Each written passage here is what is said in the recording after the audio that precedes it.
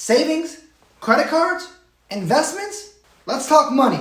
Finance tips for soldiers coming up right now.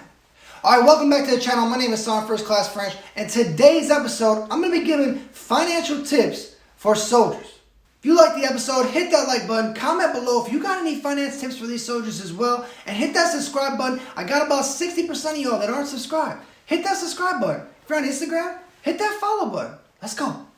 Alright, something I've seen through my time as a drill sergeant is finance problems for soldiers. Now this is very, very common. When you get right out of basic training, you got anywhere between $4,000 to $5,000 in your bank account.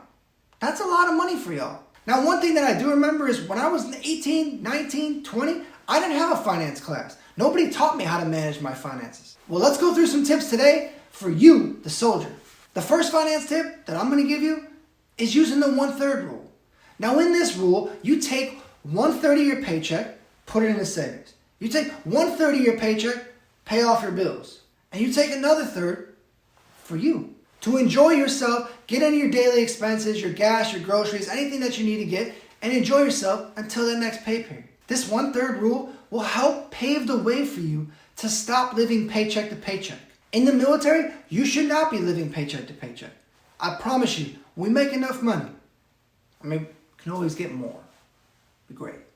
So we just need to budget and learn how to use that 1/3 rule to allow you to save, pay, and enjoy your military money.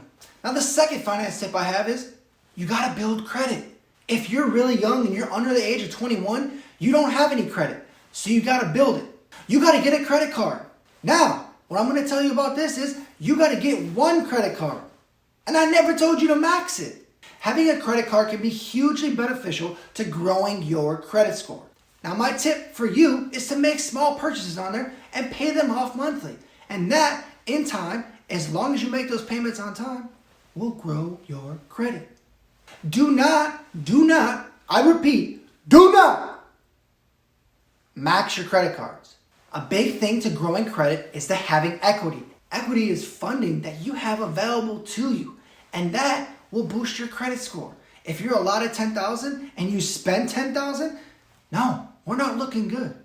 Because having good credit is very beneficial to you, especially at a young age. Get that credit up, yeah? Come on. All right, whoa. Wait, hit the subscribe button. Just do it. 5, 4, 3, 2. Now on to the next financial tip. Speaking of credit cards, let's talk about the Service Member Civil Relief Act, SCRA, and how this is going to benefit you.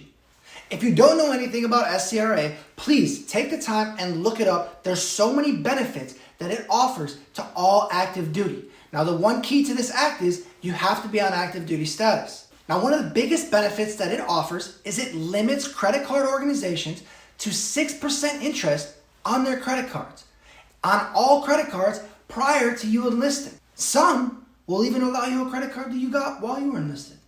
Only some. This 6% interest rate goes from everything from an auto loan to mortgages to credit cards to student loans, all of that. It limits them to put it at 6% instead of the 24% that it normally at. So that's going to save you a ton of money. And some credit cards, when you call them to tell them about the SCRA and how you're on active duty status, will even back pay you that interest that they owe you. There's some free money. Next finance tip, do not, for the love of God, do not use your government travel card unless you're traveling.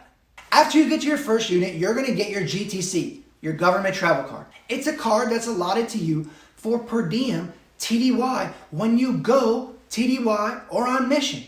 That's it. And something you can't do is pull it out at Home Depot and buy yourself some wood. Pull it out at Target. Get yourself something nice. No, do not use your government travel card on anything besides government-related travel. That's it, period.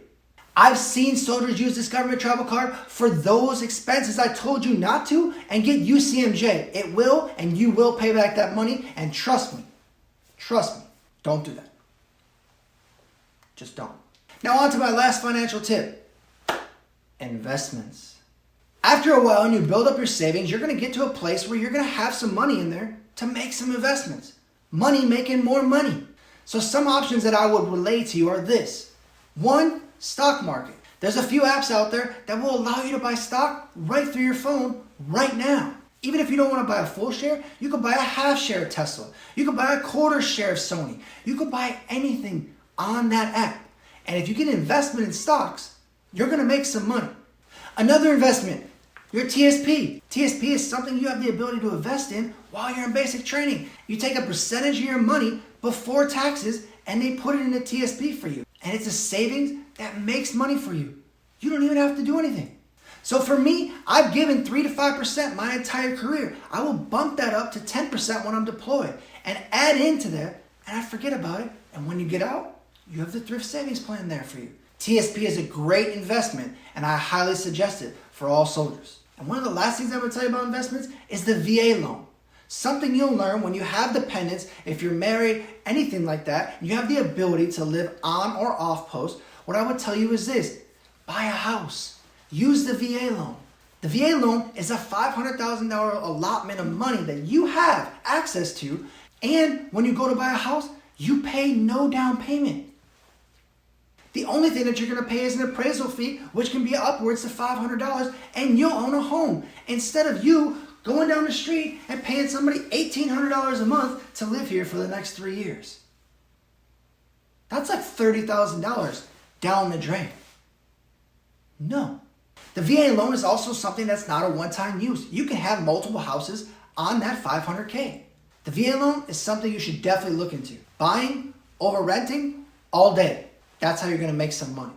All right, those are just a few financial tips from me to you, all my military service members. Some tips that I learned along the way throughout my 10-year career right now. And these are some tips that I hope help you create that better investment in yourself, better investment into your future, and get you a better well-being when it comes to your financial status. And today, that's the Drew. Dominate the day, baby.